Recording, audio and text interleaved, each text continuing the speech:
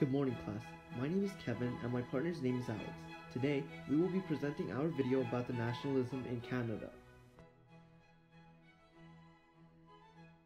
Although the growth between 1901 and 1911 was exponential, there were many different times where immigration peaked. Such examples of these impressive numbers and growth are the large immigration patterns of the British, German, Irish, and Russian peoples.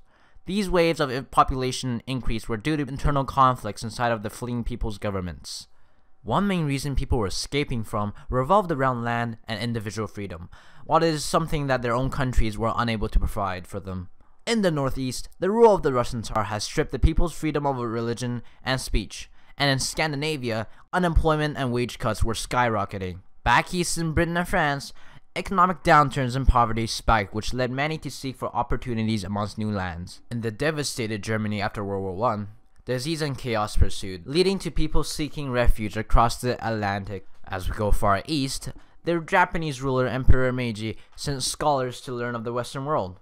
The scholars, seeing the vast expanse of the Canadian land and the physical freedom they felt, many decided to stay. Also, fun fact, this period in Japan was called the Meiji Restoration. People are like water. They always find a way to arrive at a haven relative to the conditions they began with, eventually ending up in the ocean where there's no more to flow.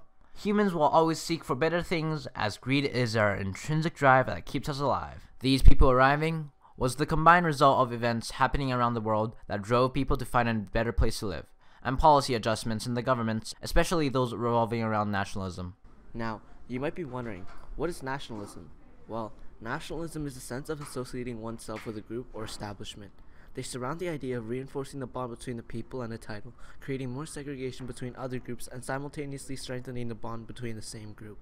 In simpler terms, it's about how patriotic you are to, say, a country or a group. Nationalism's effects lie on a spectrum. If there is too less nationalism, there would be no love for the country and chaos would rise.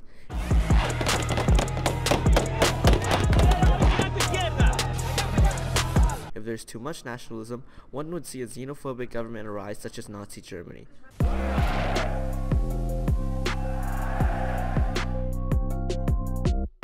The right amount of nationalism helps to keep a country to prosper while becoming strong and independent. Side developments such as efficient immigration laws and a strong stance in front of other nations helps the country contribute to a positive global image.